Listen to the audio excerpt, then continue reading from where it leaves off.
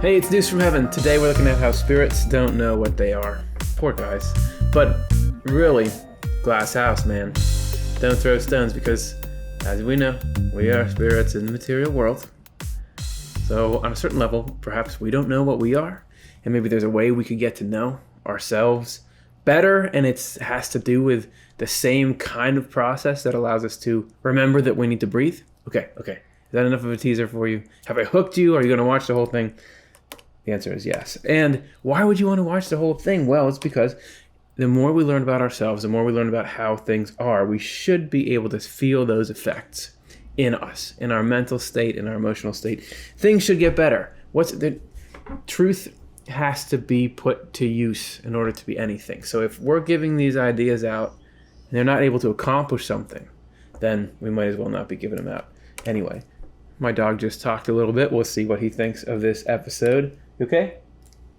I think he's okay. You want to go on the couch? Sometimes he's like looking for permission for me to go up on the couch. We'll see. I'll keep you guys updated on the dog saga as we go. Okay. I've probably lost everyone by now, but let me give you something. Which is that, the point of this, the truth is to be put to use. And the greatest use is to get us connected to what we're supposed to be. Or, lifestyle upgrade, whatever you want to call it. I don't know about you, but I walk around with a lot of more baggage than I need. There's a lot of unhelpful thoughts and feelings that are coming in, and some very helpful ones. And how do we clue more into this? Well, maybe our awareness of the fact, like in this picture, if this outline person was aware of the fact that they are an outline person, that there are clouds, that there is the sun, that these are the entry points, any of that should contribute to this person's ability to react and navigate to that. So let's see how this plays out, and how it plays out in spirits, and how it plays out in us. And this is all under the heading of we're going to learn about reflection here. I just couldn't make that the title of the video because it's hard enough to get people to click on these videos, and that's just not that cool of a title. I mean, it's not that clickable of a title. Let's not fight about SEO. We always fight about SEO on this show. 733. This is from Swedenborg's Journal of Spiritual Experiences. I was just conversing with spirits, right? And angels about reflection. What do you talk? If you get to hang out with spirits and angels, what do you want to talk about? You can't talk about the weather, can you? Reflection. To which I do not know whether people have given enough attention. I see what you did there. Have we reflected enough on reflection? And it was said that if they give it some thought, they will discover more secrets in the doctrine of reflection than in any other. So whatever this is, if it's got more secrets in it, more unknown pieces of information that can help us out, well, it's at least worth one 20-minute show. So what's good about it? And I was going on and on about what does the truth do. What reflection achieves can be quite clear to everyone from the fact that we perceive no sensation of the body or its parts and are unaware of having a sensation unless we reflect upon that part of our body. What I like about this whole Swedenborg experience is, up here in this paragraph, we have a condition where, look, we're talking about, Swedenborg is talking to spirits and angels, and it's this floofy, it's hard to grasp onto, right? I mean, some people are talking about having very vivid experiences. A lot of people are saying, are you sure there even is such a thing as spirits or angels or anything? We start there, and he's saying, look, I can give you experience insight into this, and what you do is you start out, no, I'm not going to say try to contact spirits. I'm going to say think about your own body. Think about your own hand, the stuff that's right in front of you, because the same systems that are allowing for this and maintaining this are also it's the same architect that made everything that we're in contact with, so we can get in touch with all that stuff right here. Okay, so reflect upon that part of our body. You're saying we really don't get what's going on, even with our own body, unless we think about it. Then we perceive heat, cold, pressure. We even feel what part is suffering. So have you ever been in meditation and they say, like, you concentrate on your body and you do kind of notice, I'm a little tense here, I'm a little sore there, and you weren't really thinking about it. Same thing with like the pressure of the clothes on your body, that you just forget about it, you tune it out. So I get that a little bit, but this next one, really, this is worth the price of entry. If we reflect on our breathing, then we feel and know that we are breathing. And in this way, a voluntary factor joins in, besides innumerable other instances. Did you remember that you're breathing? Think about it. We're breathing in, we're breathing out. And now that we're thinking about it, it's happening. I have to try to breathe.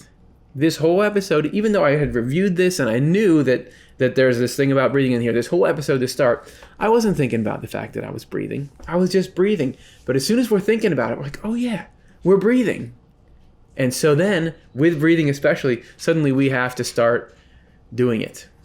So, update, my dog is drinking some water. What that shows is, and what we're establishing is, first of all, there's something like this, that the idea of reflection can actually really change your relationship with your body, and enough so that actually physiological processes shift, right? Because you go from involuntary to voluntary breathing. But also what I see this whole paragraph communicating here is there can be just really immediate, important stuff going on with us that we're oblivious to. That's something to put in our knapsack for these next few paragraphs. Likewise, when we do not reflect on the things in our own mind or our motivation, how we are thinking, what we are doing, what is motivating our actions. Without reflection, we know nothing, except that we are and nothing else, not what we are. Now here we're starting to get into our title, Spirits Don't Know What They Are. We'll get to the spirits in a second, but we've gone from physical to spiritual. We went from this physical example of our breathing. What's the spiritual example of reflection? Well,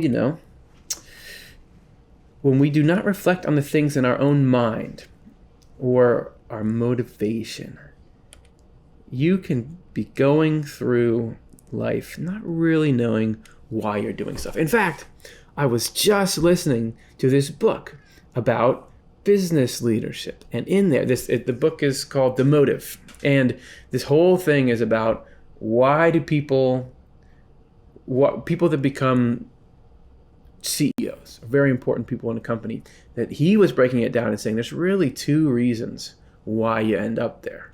One is that you're doing it for yourself because you want that position, and the other is because you want to do what a CEO does. And a lot of the time, people don't know, executives that he's worked with don't know why they're there, and only on reflecting do you understand that if you're there for the wrong motivation, it causes all these problems down the chain. This is the same thing in relationships. I remember this really cool, it was like a DVD set, so I think it was a while ago, but it talked about how what you're looking for in every interaction, colors, sort of how dysfunctional you are, and that it's not a given that we know why we're doing things. And Swedenborg is saying the only way you can really know why is by this reflection. So give me some examples. So how we are thinking, like the nature of it, is it critical, is it tense? What we're thinking, what we are doing, and specifically what is motivating our actions. Why am I doing that? Without reflection, we don't know nothing. Paraphrase. Except that we are and nothing else. Not what we are. The unexamined life is not worth living. So I think Socrates or somebody like that. On the other hand, if we reflect upon ourself from the viewpoint of others, okay, curveball, or allow others to reflect upon us and to say what we are like, then for the first time we are able to know ourselves. Well, that's brutal. I am absolutely not going to let people do a 360 review of me. And so why is he saying that? Why are we saying reflect on us from the viewpoint of others? Well, one way you could take that is you're looking at yourself from your impact rather than your self-interest. Oh, I feel a diagram coming on. No, stop him, somebody. It's too late.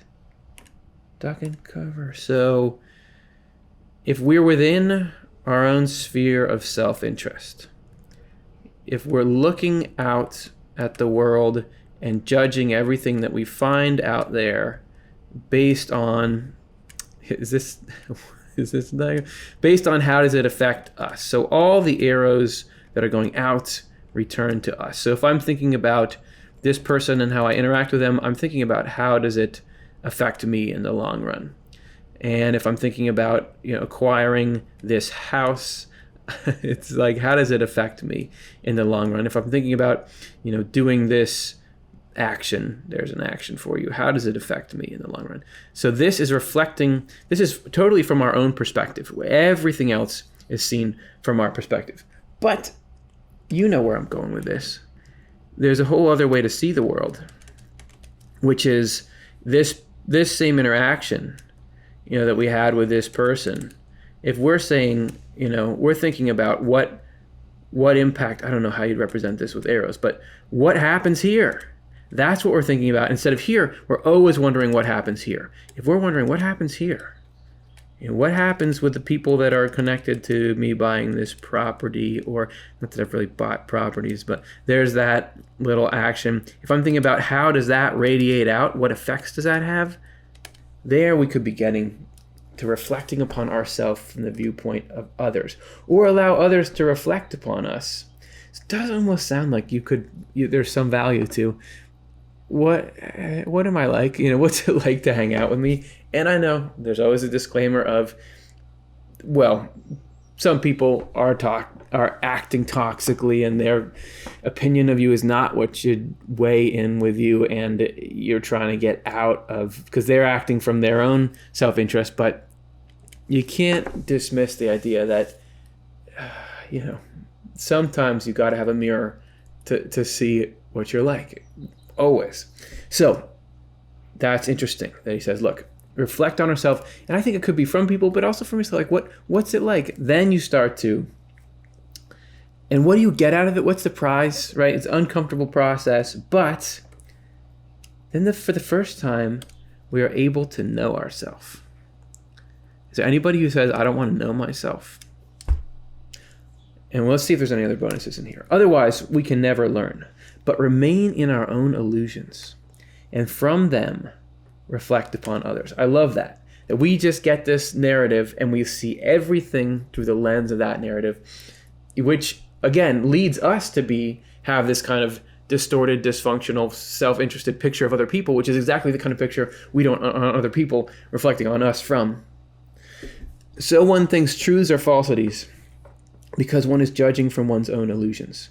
For such as the starting point is, such also is everything that follows. And I would say that if we're in this state here, which we're all in, which is all of us want to be out of what is harmful. And this will be both harmful to us as individuals, but also harmful to other people. Just about everyone is like, I don't want to cause problems for other people. So how do we get out of it, though? It's such a tangled web, and the thing that's keeping us in it is illusions. Because the way that, what I'm going to assert, and this is controversial, is that the way that life actually is good. The way life actually is, if you could step back and see the totality, like across time and the plan unfolding, life is good. And it's good in a big picture way for the whole human race, but it's also good for each one of us individually. Like you could cut any section of your life and say, that was just painful and weird and that was not good. But if you look at the end game and the totality, and this is what we're going to be talking about in the next episode, that it's good. And Swedenborg obviously is asserting this. I also think there's this near-death experience by somebody named Beverly Brodsky, who I think I've mentioned her before on the show. But she was, like 20-something in a motorcycle accident, and at the time was very upset. I know I've mentioned this before. At the time, but I just love the idea of it. At the time was very upset about, there was a Vietnam War going on in the United States was in, and she was just very upset about all the violence that was happening there, and that God, I don't know if she was religious or not, but the idea that would be allowed to happen, she's like, this is not okay.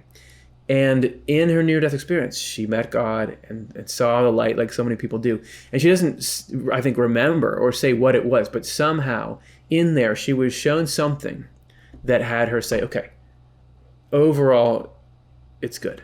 Like, not that the suffering and the conflict is good, but that things are going to be okay. So this is all to say, I think that life is not the problem. Even the hard things we go through, because it's not like, if you know that things are going to be okay, it changes the way you experience suffering in the present. If you know things are going in a good direction overall, I think that we could mitigate or change the nature of a lot of our suffering. If we're saying that overall the picture is good, the suffering and the problems stem from these illusions that we have, right? He's saying that these illusions are what are keeping us mired in, because all the evil and falsity, everything coming out of hell, is just obscuring the truth. Like, shadow is just blocking out the light. So if we can get rid of those illusions, that is the ultimate gift to self, because it allows God to get us out of there and put us in the truth. So this reflection upon others, reflection from others on ourselves, super important, because we don't want to be in these illusions. They maybe are familiar, but we're never going to get out of it when we're in those. Spirits especially, okay, finally, we're getting to spirits. Spirits especially stay after death in a state devoid of reflection.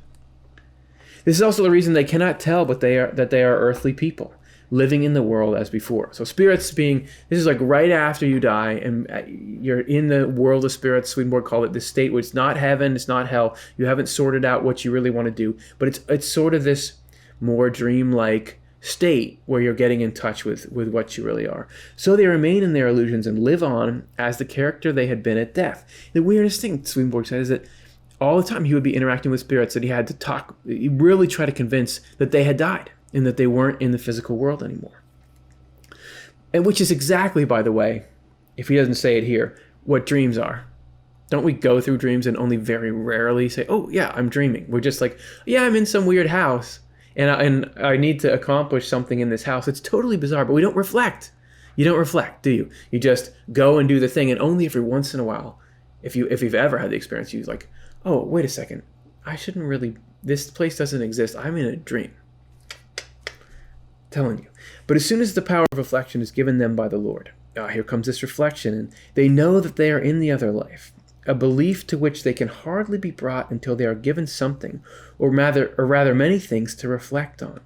But illusions rooted in their character still remain. So God is using this tool of reflection to bring these spirits into realization of even the basic truth, even that, like we have to reflect to know that we're breathing. Spirits have to reflect to know that they're not attached to a physical body anymore. Consequently, spirits cannot at all help thinking that they are better than the rest, especially those who have been arrogant in life and who also dislike being reflected on. Ooh, a little close to home there. So it comes back again to ethical behavior, because if you don't reflect, of course, if you just think you're so awesome and you never listen to criticism, of course I'm awesome. I'm so great because I really like myself and I like everything that I do and I like everything that I believe. This arrogance, I'm sure you know somebody who you feel like, man, they're so arrogant. What? How can they not see what their effect is on people? And if you're in that state, I don't really want to get any kind of a scrutiny. However, when they're brought into a state of reflection, they're brought into a state of better life. Then for the first time, they're able to know themselves and know more truly what they are. And even though that may not be pleasant initially, this is all about the better life. Because even people that we feel like, us included, are obnoxious and causing harm, God is not trying to toss them aside. God is saying, I'm going to try to bring you to a better state because I know there's a better life for you, where you are humble, more human person. Moreover, even the doctrine of faith accomplishes nothing at all with people unless the Lord enables them to reflect. That is the very reason why people learn what is true and good from the word of the Lord, namely, so that from what they learn, they may reflect upon themselves as to whether they are as they ought to be. If you're just storing up religious factoids and phrases and Bible verses so that you can go reflect on other people, it's not what it's built for. You're not really doing it. There ain't no faith there. This reflection is given them at certain times, especially times of distress, because that breaks it down. That breaks down that arrogance. And the stress would never be allowed if there wasn't some good that was coming out of it that we had to get. It is of utmost importance, therefore, to learn truths. Without spiritual knowledge, there can be no reflection, thus no reformation. So I was saying before, truth is all about use. And here we're learning what's the point of truth. Why are we loading this stuff in our mind? It's because from those, we reflect on ourselves. When we start to understand what life is and get a picture of it, then we can say, okay, now I can finally look at myself. Because before, the truths themselves can be this mirror. Without spiritual knowledge, there can be no reflection, thus no reformation, which is the whole spiritual growth, the way to get us to the good life. However, they who fall into passions and illusions are unable to reflect from a viewpoint of truths until those chills and those shadows have been dispelled. So, again, it's not that the stuff that's causing us harm is the truth. This is just chills and shadows. We got to get rid of them, but you know what gets rid of chills and shadows? The sun. It's warmth and it's light, so it's love and it's truth. That can dispel that in us. And through reflection is just like sort of turning towards the sun. It's stepping out of the shadows of life into the warmth, which even if it's like, oh, it's bright for a second as our eyes adjust, it's way better. It's way better. You get more vitamin D from it. And that's the news from heaven. Hopefully that's helpful, you guys. I would love to hear about it in the comments. And if you want to make news from heaven keep happening, don't tune out. I know it's easy to tune out when I talk about this, but I have a quick note on how you can support this program.